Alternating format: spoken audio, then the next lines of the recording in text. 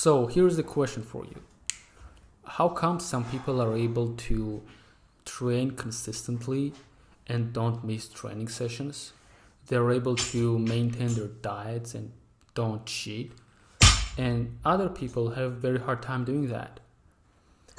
And I'm not talking about athletes or professionals who, for whom training and diet and being in shape, being high performance is a career. They kind of have to do that.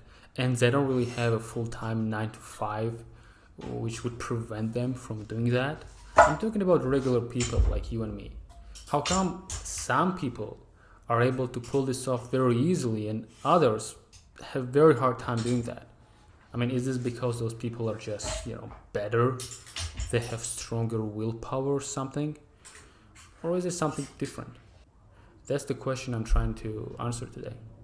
Training consistently is hard. If you have a job, spouse, kids, side hustle, all of that adds up.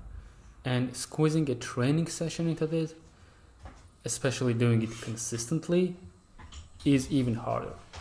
Despite that, within the last year and a couple of months, I was able to stay consistent and don't miss a single training session. And I'm not saying that to brag and say that I have a stronger willpower and you just gotta be as motivated I am and you will achieve whatever you want. No, because it was not the case before. It was not. And I have developed certain methods for myself. I have changed the mindset about training. And in this video, I really just want to share what I found, basically how I was able to go from having a hard time leaving the house on a bad day to not missing a single training session in a year. So before we get into it, we need to define a notion of training and difference between training versus going to the gym. Training means trying to develop a specific physical adaptation that is measurable in numbers, so you can know exactly whether or not you are getting better. Going to the gym, on the other hand, is exactly as it sounds. It's just going to the gym. Like you go, you enter the building, you go to the weight room, you pick up some dumbbells, do some curls or something. Then you might go to the treadmill, walk there for 15 minutes, 20 minutes, doesn't matter. How can you know how much you should walk on a treadmill if you don't have a specific goal? Why are you even doing that, right? And then you just go home and you think you did something, but really you didn't do anything at all. You just wasted your 45 minutes to 1 hour, or however long you spend time in the gym. So the first thing we need to do is we need to select a specific physical adaptation that we will try to develop over time. And we're gonna call it training. I would suggest you to look into some sports that you like. For example, I like powerlifting. And powerlifting is a sport. It's measurable. Whoever picks up more weight, wins. So I know exactly in which direction I should train. And another benefit with choosing a specific sport is that since a lot of people are doing that already, there is already a community.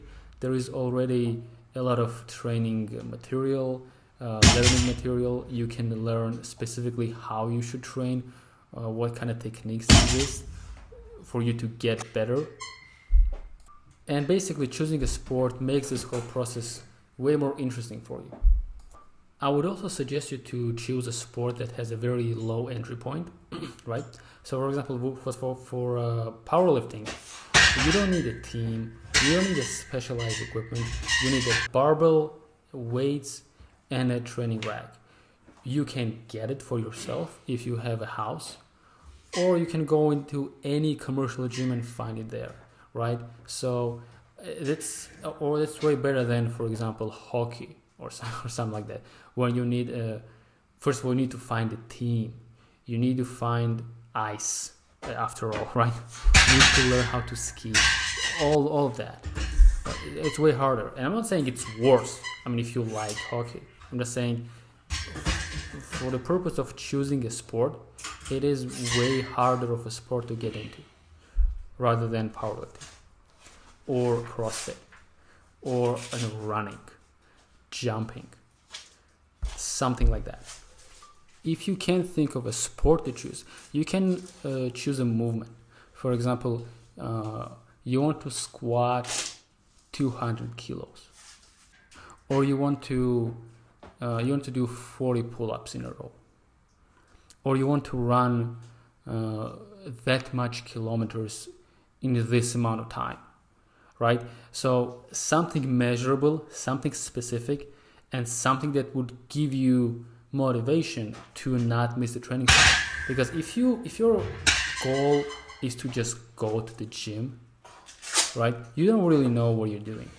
I mean, you don't really know why are you going to the gym. Like, going to the gym cannot be the goal. Improving at specific physical adaptation can be a goal. And some people here might argue that, well, no, actually going to the gym can be a goal if your goal is to stay healthy or something. But it's not working, guys.